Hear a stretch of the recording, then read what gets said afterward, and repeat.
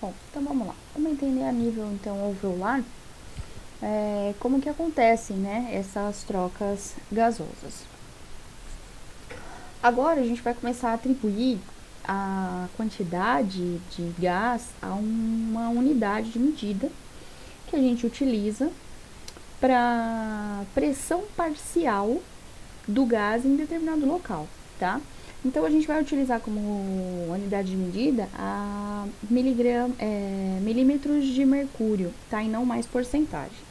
Bom, o ar que a gente inspira, então, que vai passar por todo o aparelho respiratório e chegar até o alvéolo, então a gente vai considerar aqui como ar inspirado, ele chega com uma concentração de oxigênio em torno de 160 milímetros de mercúrio.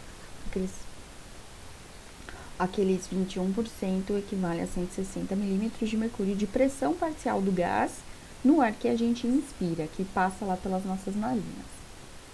O CO2 ele é quase que insignificante, mas existe uma correlação daquele 0,04% para 0,23 milímetros de mercúrio de pressão parcial de CO2 no ar inspirado, tá? Como ele vai passar por todo o aparelho respiratório, a hora que ele chega aqui no alvéolo, ele muda um pouco a quantidade e a característica. Então, o ar contido no alvéolo é aquele ar, aquele volume de ar que a gente considera como um volume residual. Então, aquela quantidade que sempre vai estar aqui, tá? Quanto então de oxigênio e CO2 a gente tem residual dentro do alvéolo? Nós temos uma quantidade de próxima, né, uma pressão parcial próxima de 104 milímetros de mercúrio de oxigênio sempre. E o CO2, lembra que no alvéolo, no ar alveolar, ele estava sempre em torno de 5%? Então, ele gira aqui uma média residual de 40 milímetros de mercúrio. Bom, um dos primeiros princípios, um daqueles mais importantes que a gente considera para que as trocas ocorram, para que o gás passe para o capilar, é a diferença de pressão, né? Então, a gente precisa entender quais são as pressões parciais desses dois gases no fluxo de sangue que está chegando no capilar, na extremidade venosa, e qual que é o fluxo, a pressão parcial do fluxo que está passando aqui pela extremidade arteriolar. Então, o sangue que chega pelo capilar, que vem até o alvéolo, ele tem uma característica de baixa concentração de oxigênio. Quanto baixo? Então, nesse fluxo de sangue que chega até o alvéolo, que veio lá do ventrículo direito, nós encontramos uma pressão de oxigênio de 40 milímetros de mercúrio e uma pressão de CO2 mais alta, porque o CO2 foi retirado dos tecidos através do metabolismo celular, né, pela respiração celular. Então, ele é um produto da respiração celular. Então, ele vai estar em maior concentração aqui, em torno de 45 milímetros de mercúrio. Imagine, então, esse fluxo sanguíneo passando aqui pelo capilar, em volta aqui de todas aquelas membranas que compõem tanto o alvéolo quanto o vaso sanguíneo. Se eu tô falando para vocês que um dos principais fatores que colaboram para a troca gasosa é a diferença de pressão, a gente já começou a ver que os valores estão diferentes. Então, vamos pensar com relação à quantidade de moléculas. No fluxo de sangue que está chegando no alvéolo, eu tenho pouco oxigênio, enquanto que dentro do alvéolo eu tenho muito mais oxigênio. Então, o que a gente vai observar aqui? Que a movimentação do oxigênio vai ser a favor do capilar. Então, a movimentação do oxigênio vai ser a favor do capilar, porque a pressão aqui é menor do que a pressão dentro do alvéolo. Um outro fator que colabora para essa movimentação é que dentro aqui desse capilar existem hemácias repletas de hemoglobina que têm uma afinidade pela molécula de oxigênio. Elas se amam loucamente. Então, essa associação do oxigênio e hemoglobina também facilita essa passagem. Como que essa molécula passa por todas essas membranas? Sempre por difusão. Então, é muito fácil a passagem. Só que eu preciso ter um gradiente aqui que facilita isso. Qual é o principal? A diferença pressórica. 40, 104. Aonde que a gente vai querer ir? Aqui eu tenho muito mais molécula. A gente vai sempre tender a ir para onde eu tenho menos oxigênio. Porém, se a gente for fazer um comparativo aqui do CO2, a movimentação vai ser inversa, né? 45, a pressão está maior nessa extremidade em relação à pressão parcial do CO2 dentro do alvéolo. Então, a movimentação do CO2 vai ser sempre do capilar para o alvéolo. Porém, a gente tem que lembrar que essa diferença não é tão grande assim, é muito pouco, né? É muito pouco. O que garante que o alvéolo não vai aumentar consideravelmente aqui? Se igualar, eu não consigo mais tirar ele dentro do vaso, é o movimento respiratório. Então, a gente elimina uma parte, a gente expulsa uma parte desse CO2 na expiração, justamente para manter esse gradiente pressórico. Essa passagem também é por difusão.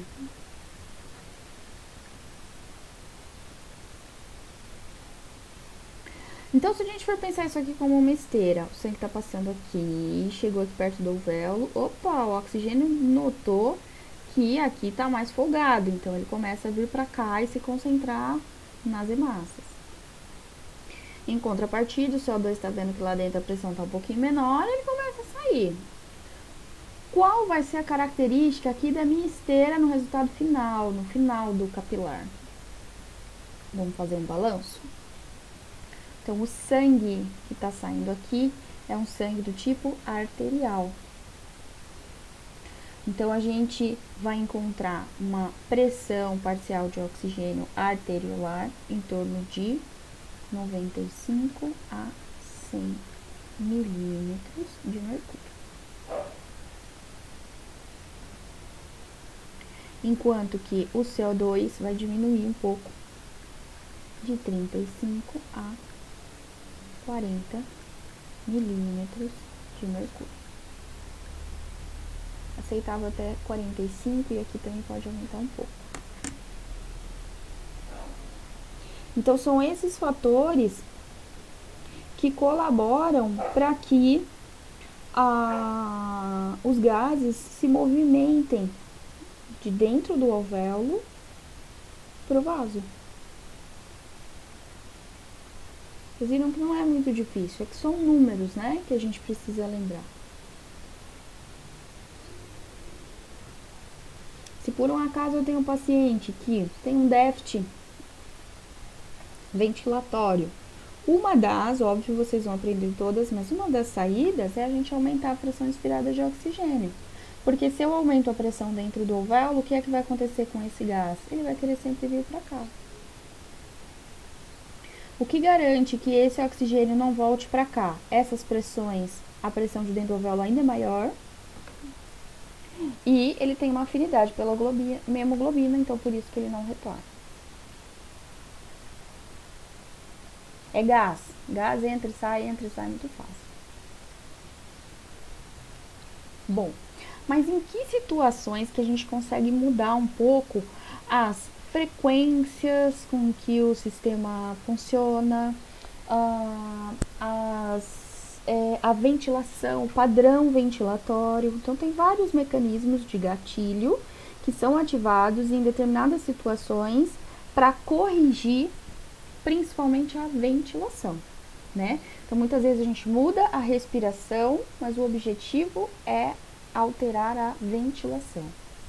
Então, nós temos 3 tipos de controle respiratório, tá? Quem controla o nosso aparelho respiratório é o sistema nervoso autônomo,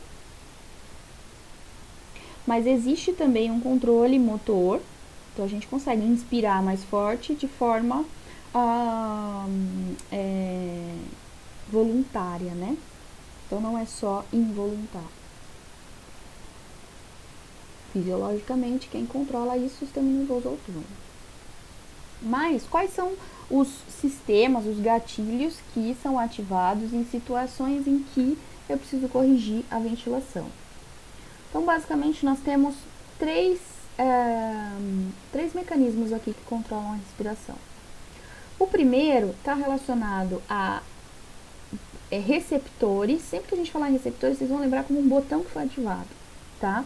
Então, receptores que estão localizados na caixa torácica e no pulmão e que são sensíveis à pressão. Sempre que a gente fala que um receptor é sensível à pressão, ele é chamado de baroreceptor ou pressoreceptor. Um segundo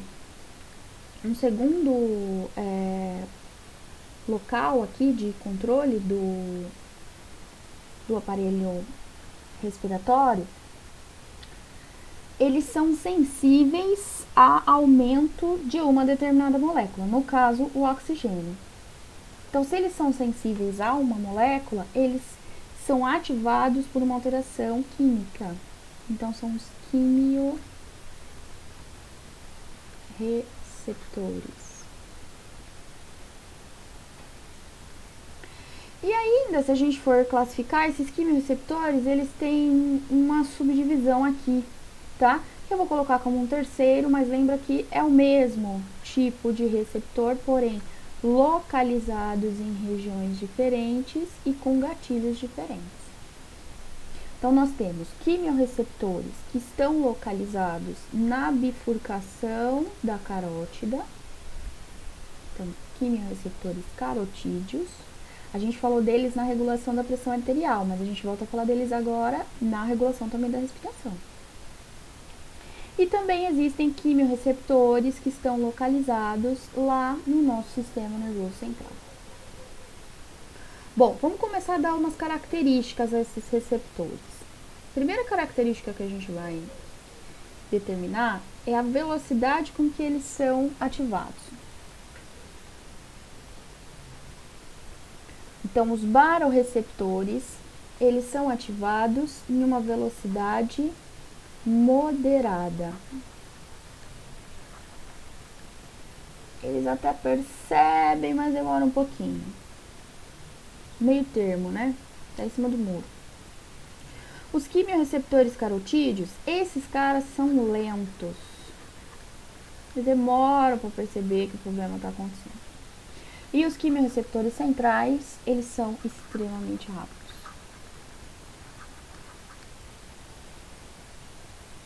Então, pódio, primeiro lugar, segundo lugar, terceiro lugar. Aonde estão localizados os baroreceptores? Eles ficam localizados no parênquima pulmonar e na parede lateral da caixa torácica.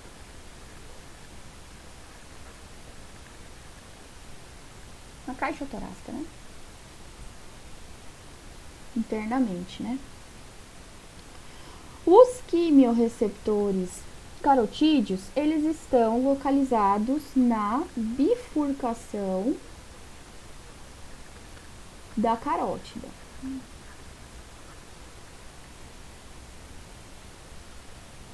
E os quimiorreceptores centrais são diversos, eles são extremamente inteligentes. Eles estão localizados no assoalho do quarto ventrículo, também conhecido como bulbo respiratório, no sistema nervoso central, lá na base do nosso encéfalo, no tronco encefálico. Tá? É um lugar muito específico. Então, essa é a localização de cada um deles. Então, vamos entender como que eles funcionam e em que situação eles serão ativados. Vamos começar pelos baroreceptores. Então, lá na nossa caixa torácica, tanto na parede lateral, quanto no parênquima pulmonar,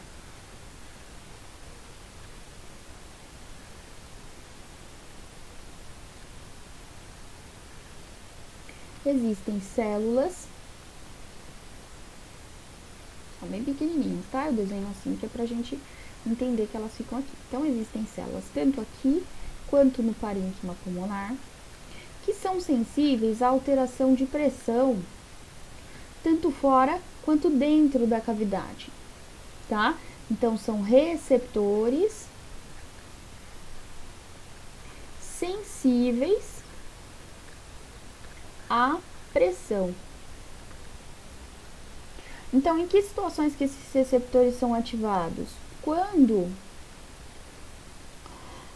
em duas situações, quando eu tenho um aumento de pressão sobre eles, seja aqui ou seja aqui. Então, se eu aumento a pressão, eles são ativados. O que é que eles fazem? Eles enviam uma informação até o sistema nervoso central, no nosso bulbo respiratório, de que a pressão aqui está aumentando. E aí existe uma via de resposta do sistema nervoso central. Qual é a resposta do sistema nervoso central? Aumentar e ampliar a frequência respiratória e a amplitude de expansão.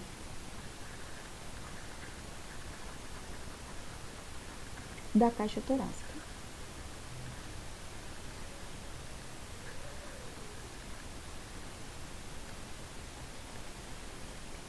Uma outra forma desses receptores serem ativados, eles são tão sensíveis à pressão que eles precisam receber uma pressão sempre. A cada ciclo respiratório a gente dá uma apertadinha neles. Quando o movimento da caixa torácica e o movimento pulmonar, eles param, vocês concordam comigo que junto disso parou a pressão sobre os receptores? Então, quando eu tenho ausência de pressão, ou seja, ausência da movimentação da caixa torácica, esses receptores são então também ativados e enviam uma informação para o sistema nervoso central de que não está tendo movimentação. E a resposta vai ser a mesma: aumento de frequência respiratória e aumento de amplitude de expansão da caixa torácica. Esse mecanismo, gente, é muito importante, principalmente para mim que trabalho na anestesia. Por quê? Quando o paciente ele entra em depressão respiratória por conta das medicações que ele recebe durante o procedimento, uma forma de eu tentar fazer ele voltar a respirar é vir aqui com o dedo e dar uma cutucada no tórax. Você vai lá e aperta o tórax. Dói um pouquinho, mas não é pela dor que ele está respirando. Algumas pessoas falam assim: ai, mas você está fazendo isso, está doendo. Não, você só vai lá e dá uma cutucada no tórax. O fato de você ativar a pressão nesses receptores já faz com que essa via seja ativada na sequência. Tá? Então, é um mecanismo fisiológico super importante que a gente pode utilizar durante alguns procedimentos. Então, além disso, nós temos também quimiorreceptores localizados na bifurcação da carótida. Então, a gente vai lembrar deles, que a gente visualizou isso lá na regulação de pressão arterial. Então, existem receptores que ficam localizados na bifurcação da carótida e que são sensíveis à alteração na concentração de oxigênio, quimiorreceptores respiratórios, tá? Esses. Só que lembra que eu falei pra vocês, ó, slide anterior, qual a característica deles? Lentos. Eles são lentos. Então, em que situação que esses quimiorreceptores são ativados? Eles são ativados quando ocorre uma alteração para menos na concentração de oxigênio arteriolar do sangue que passa aqui. Só que o gatilho dessa alteração é que é meio lento. É quando a pressão arteriolar de oxigênio baixa de 85 milímetros de mercúrio. É muito pouco, gente. Esperar esse cara pensar em trabalhar para poder oxigenar o sangue não dá, por isso que eles são muito lentos. Como que ele faz aumentar isso então? Quando baixa a quantidade de oxigênio arteriolar que está passando aqui. Eles são sensíveis a essa concentração. Esses quimiorreceptores têm uma comunicação, enviam um sinal ao sistema nervoso central, diretamente também ao bulbo respiratório.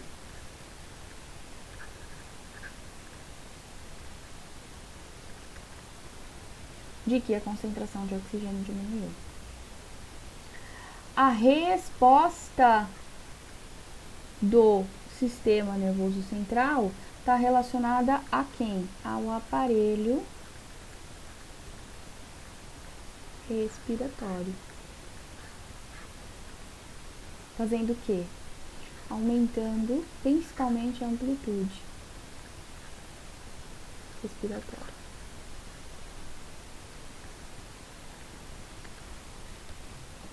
Mas ele é lento, demora muito. Até chegar em 85, ele entender, ele pangua no meio do caminho. E aí vamos pros bonitões, né? Que são aqueles que qualquer coisinha a gente ativa, né?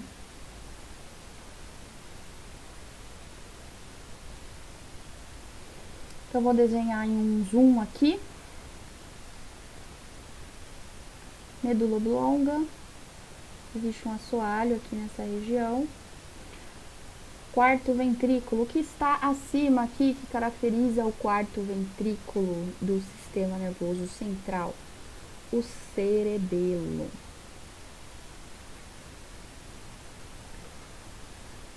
Então, abaixo do cerebelo é o quarto ventrículo. Aqui estaria o sistema nervoso central como um todo. Certo? O inseto.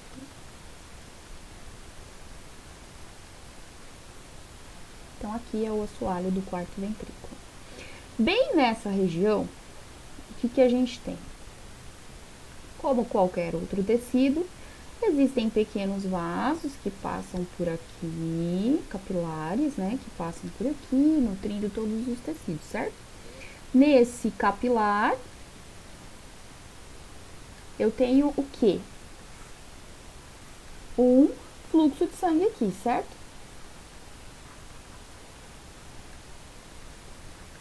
Células e tudo mais. Bem nessa região, no assoalho do quarto ventrículo, então essa região aqui é o assoalho do quarto ventrículo, ou bulbo respiratório. Esse lugar é super importante, principalmente em trauma. Se você sabe que o paciente tem uma lesão cervical muito cranial, Tem que ficar de olho na respiração, né? Porque ele pode parar de respirar por essa via, tá? Até por inflamação aqui. Então, o assoalho do quarto ventrículo é exatamente essa região. Bem aqui nesse tecido, o que acontece? A gente pode se deparar com aquela mesma via. Existe uma quantidade grande de moléculas de água aqui nessa região. Então, a gente consegue fazer aquela mesma via de produção de hidrogênio e bicarbonato, tá? Essas células conseguem fazer isso. Nesse ponto aqui, existem receptores, é que eu vou ter que desenhar para cá, mas eles ficam exatamente aqui, tá? Porque eu fiz maior. Então, existem receptores, células, que têm essa função de recepção, que são sensíveis ao quê? Então, são quimio-receptores centrais, que são sensíveis a um aumento aqui na concentração de hidrogênio. Epa, mas peraí, isso tem nada a ver, você tá falando de respiração, agora você foi para hidrogênio. O que tem a ver, gente? Hidrogênio com respiração. Então, vamos voltar lá na base lá da nossa aula. Se eu tenho fluxo sanguíneo passando por aqui, certo? E porventura, nesse fluxo sanguíneo, eu tenho um aumento na concentração de CO2, concorda? Então, eu tenho um aumento da concentração de CO2 aqui no sangue. Esse CO2 não é um gás que vai e vem fácil? Então, ele passa pela membrana do capilar e chega até o tecido aqui do assoalho do quarto ventrículo muito fácil. Então, ele passa para as células aqui do assoalho do quarto ventrículo muito fácil.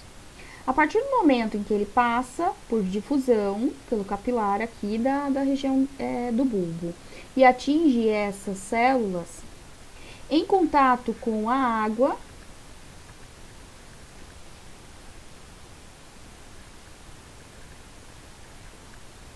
essa fusão forma o quê? Ácido carbônico. Nessas células do assoalho do quarto ventrículo também existe uma reação de dissociação do ácido carbônico pela anidrase carbônica nas suas duas formas iônicas, em hidrogênio e bicarbonato. O bicarbonato vai ser difundido então no plasma e o hidrogênio vai se concentrando aqui, ó. Quanto maior a concentração de hidrogênio nesse local,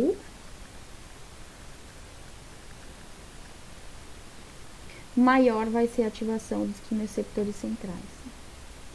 Então, quando essa via, essa cascata aumenta, né, ela acontece com mais frequência, ela aumenta a produção de hidrogênio, consequentemente, ativa-se esses receptores centrais, que são sensíveis ao hidrogênio, não ao CO2, tá? Existem algumas literaturas que até falam sensibilidade ao CO2, mas é por causa dessa via, tá? Eles são sensíveis a aumento do hidrogênio. Aí vamos pensar o seguinte, pela mecânica respiratória. Se eu tô falando que tá aumentando muito o hidrogênio, consequentemente eu tenho aumento da quantidade de CO2.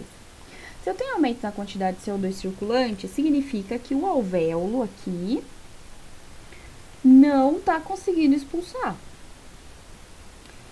Se tem muito CO2 aqui, o CO2 vai querer sempre voltar. E aí ele vai querer voltar para onde? Aqui, ó. Para o sangue arterial. Se aumenta a quantidade de CO2 no sangue arterial, isso ativa esses quimioreceptores centrais. Qual vai ser a resposta desses receptores ao aumento? A resposta é principalmente aumentar a frequência respiratória e aumentar a amplitude torácica, mas é mais relacionado a aumentar a frequência respiratória, porque eu quero, na verdade, expulsar mais vezes o CO2. Então, a primeira resposta, o primeiro mecanismo é aumento de frequência respiratória.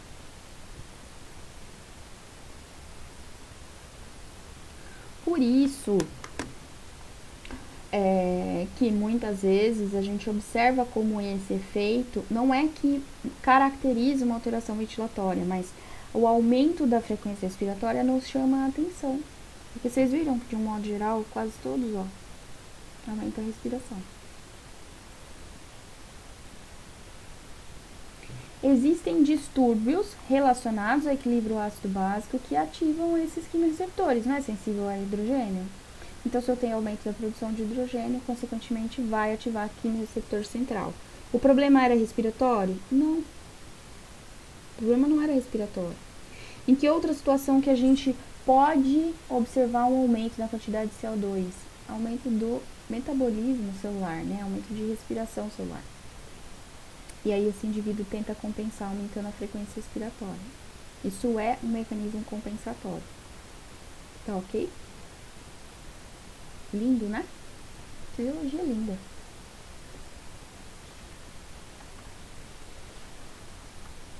Pessoal, nas próximas aulas voltaremos a falar de equilíbrio ácido básico, mas relacionado daí ao nosso segundo sistema de controle, que é o sistema renal.